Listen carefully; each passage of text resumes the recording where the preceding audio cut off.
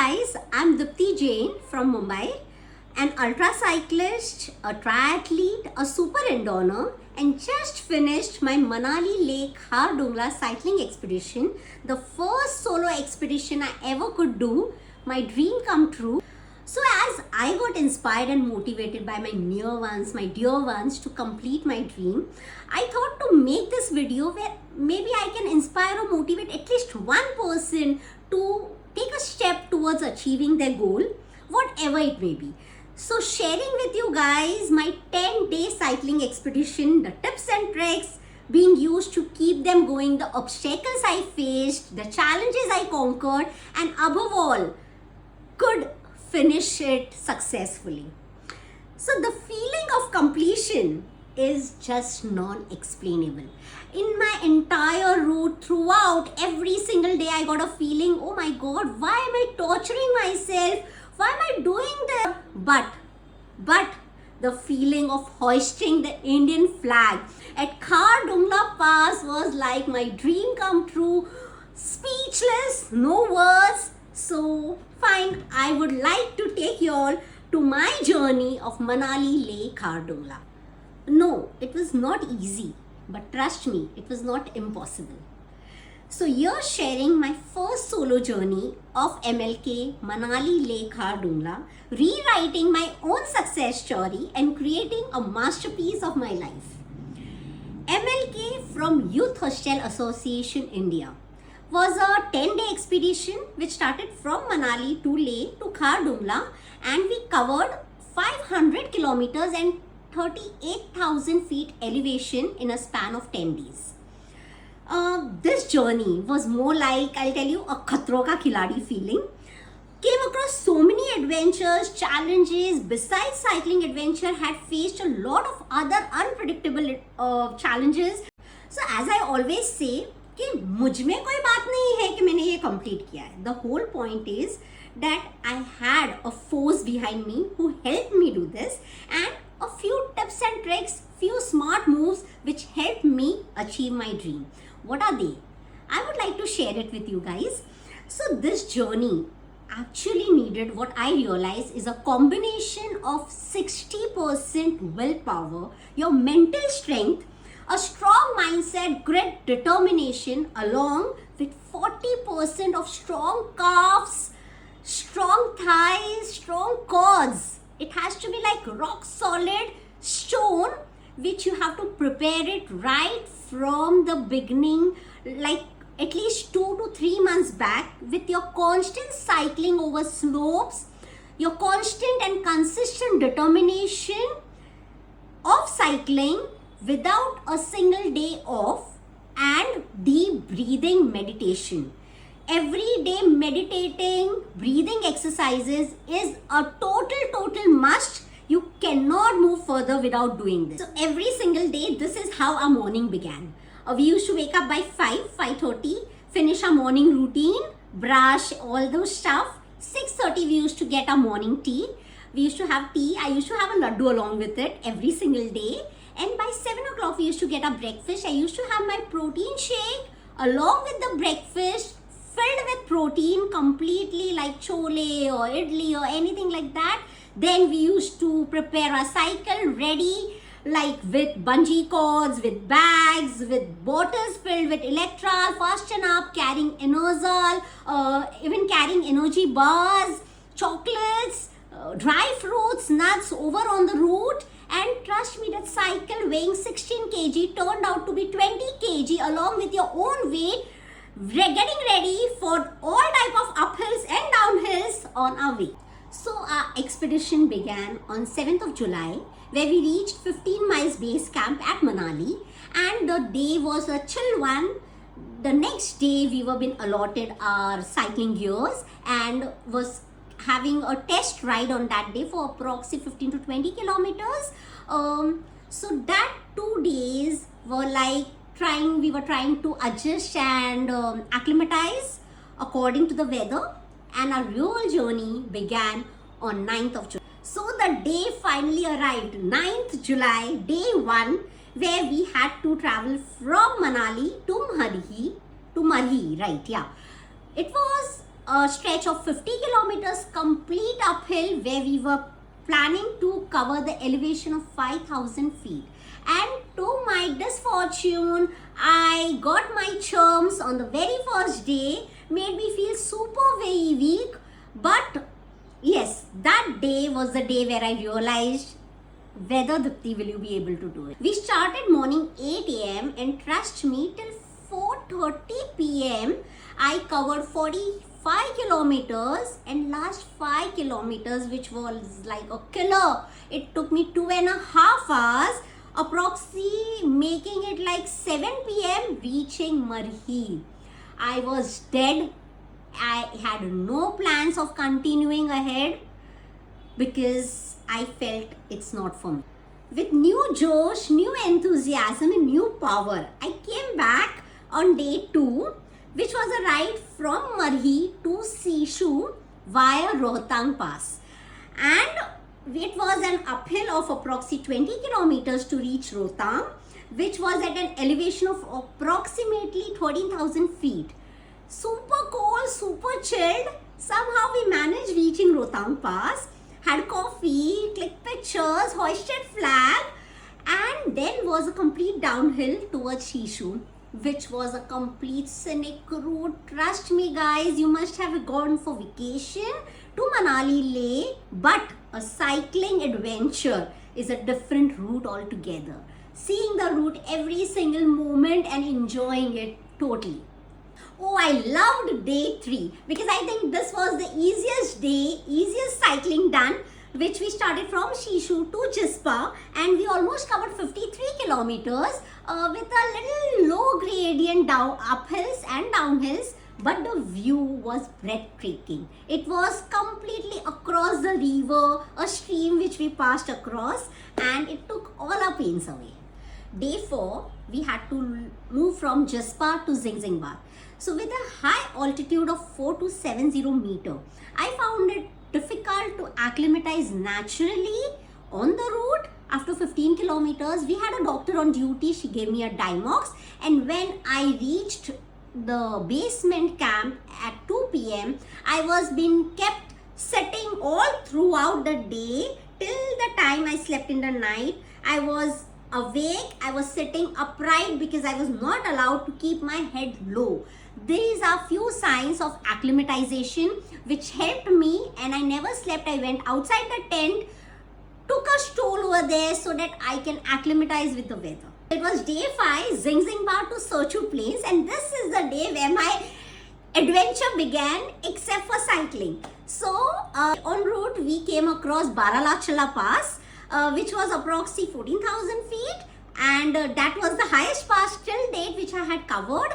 I was super happy, super excited, and after that I knew that we were having Serchu Plains. We are heading towards Serchu Plains, which were like real good, comfortable ride with lovely en route scenic views. But to my surprise, this adventure happened where I crossed the basement camp and I went ahead 5 kilometers where I didn't realize, and then some person from Youth Hostel had come over and told me that you have come ahead a kilometer. And I went back, and 1.5 kilometer with the headwind, I was going towards my camp, and I couldn't find the camp anywhere. There were no cyclists, nobody around, and it was an adventure where I took a truck, I halted it, and I said कि भाई साहब आप मुझे lift दे सकते हो, मैं भूल गई हूँ रास्ता. And I went into the truck, I sat down, he dropped me 4 to 5 kilometers ahead to my basement camp. So yes, this was the beginning of my adventure. Serchu Plains was just my... And today is the day which is the toughest day of the cycling expedition, which is from Serchu Plains to Whiskey Nala. And why is it so? Do you realize? Because today is the day where we have to conquer 2 giant passes, which is Gata loops, which are 21 loops, like in an intestine, a small intestine form, consecutively continued with Nakila Pass, which is at a stretch of 15,500 feet, and the entire route is of 50 kilometers. It was the toughest day I came across. Somehow I managed to complete my Gata loops. I was super happy, but my happiness didn't stay much because we had to move towards Nakila Pass, and trust me, it was the most difficult pass I came across till date. I felt breathless every kilometer. Every kilometer I took a break. I was deep breathing. I was meditating, having energy bar. But somehow I managed completing Nakila Pass, leaving last to 2-3 kilometers, which I think I took it in my hand and I was moving ahead. And then from there, we went to Whiskey Nala, which was our basement camp. Day 7, we started from Whiskey Nala to Debring for a stretch of 80 kilometers to cover over. And en route, we came across La Chungla Pass, which was at 16,000 feet. And trust me, I think tab tak mujhe aisa lag raha tha, now I'm ready for these slopes and these stretches. And La Chungla was good enough to cover 16,000 kilometers with very good willpower. Of course, you require all throughout, and acclimatization. Every single day you need to acclimatize. It's not that today I acclimatized, I am having the same thing to get. Every single day you need to acclimatize. I was well acclimatized naturally without any medicine, reached La Chungla, and after reaching La Chungla, there were 40-kilometer plain flat route which is called Murray Plains. A cyclist, any cyclist would love to ride on these plains. You can't miss out, guys, this thing. And here comes my second adventure. A truck driver named Mujhe Cheda. And he was behind me 3 to 4 times. He stopped. I called the technician. I got a puncture done there. This was my first puncture at Murray Plains, and somehow managing with the cyclist help and everything, I overcome this fear. My hands and legs were freezed. I couldn't ride. But yes, overall, above everything, with the support, with God's grace, I could complete these 40 kilometers flat Murray Plains, and we reached Debring. Then comes day 8, where we had a ride from Debring to Rumsey, where we had to cover the 12th world's highest pass called Tangalangla Pass at 17,000 feet. Now guys, this was the challenge. This was the thing where I had to listen to my body. After 20 kilometers, my nose started bleeding. In spite of a strong willpower, there are times where you need to realize that thin difference whether you have to listen to the body or you have to move ahead. And it was a wise decision from me, with the support of my team, helping me take a break of 5 kilometers in an ambulance because my nose was constantly bleeding due to low oxygen. And I took a Dimox. I was in an ambulance for 5 kilometers, reached Tangalangla top, and from there it was downhill for next 15 kilometers, which I took my cycle back. I was feeling better when I reached the top. I never gave up saying that, okay, fine, my nose is bleeding, I have to give up. These many challenges would come up, guys. You have to be prepared for everything would come across. The acclimatization issue was going little down, and the sun was at its top, and we could really enjoy the downhill of 20 kilometers to Rumsey. Day 9, Rumsey to Leh, covering a distance of 80 kilometers. The feeling of reaching Leh amidst the nature's beauty and military base camps all throughout, with monasteries around, and the beautiful patriotic feeling left you elated. Every moment of reaching Leh, maybe it's like 20 kilometers to go, 10 kilometers to go, was making you feel fantastic. And comes the finale giant day, which is from Leh to Khardungla Pass. Now trust me, when we started this expedition, we were 34 of us, and we were left with just 15 people who opted for Leh Khardungla Pass, and I feel proud that I was one amongst them. We had a complete steep uphill of 40 kilometers and a steep downhill of 40 kilometers, of course. The worst thing we came across was the roads were completely in construction.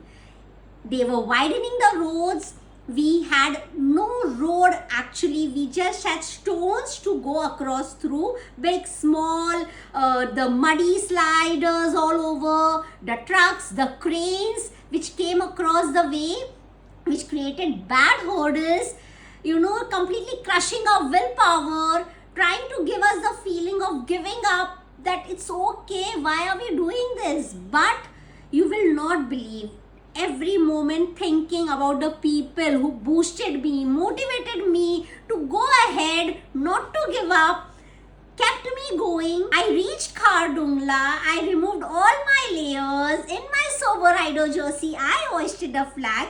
Not even 5 minutes we could stay there. It was that cold. And the downhill of complete 40 kilometers I did with full zest, full enthusiasm. My body had gone for a toss. It was a complete drilling machine coming down, taking care of where you have to move your cycle, your tire, to not just bent over or just do not have this topsy-turvy turnover. And to my surprise, in next 15 kilometers only, my brake failed.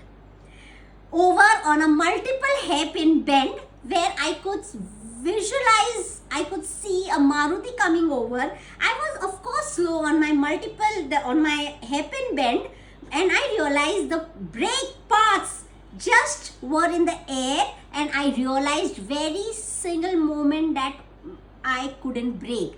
But I don't know, by God's grace, I got that presence of mind. I hit myself onto the mountain towards the left. My cycle dashed down, I dashed down, but to my God's grace over on me, I did not come across any injury.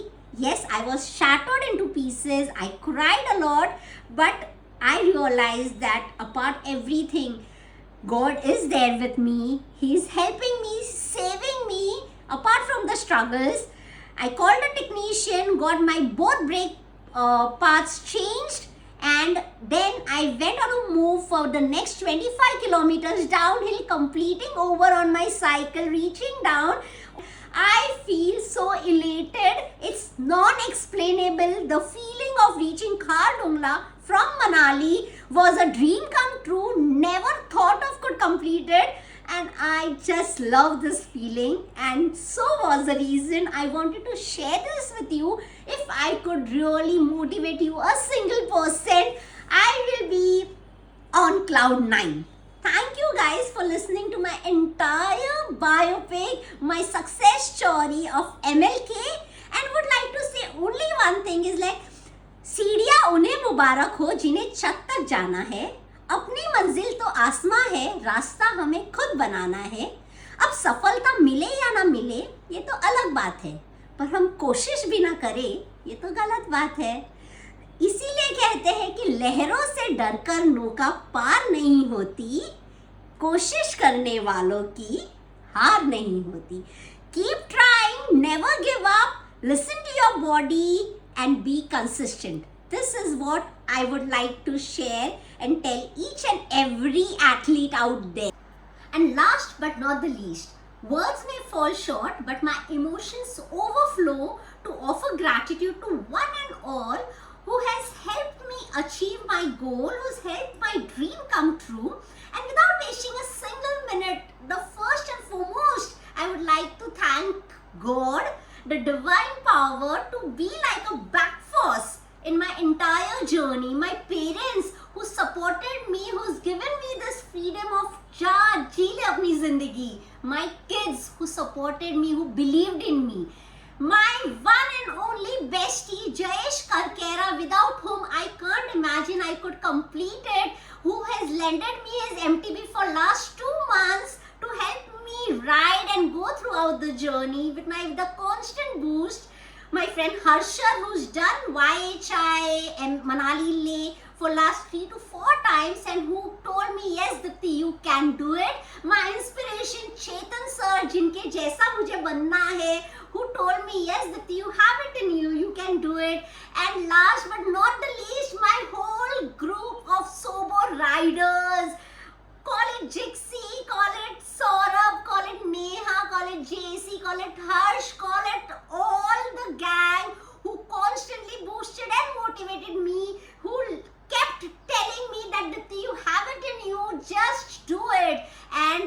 to the final crew, this whole support team of Youth Hostel Association of India and the fellow cyclists without whom I don't think I could do it. So thank you once again, the entire team, my entire Neories and Deories.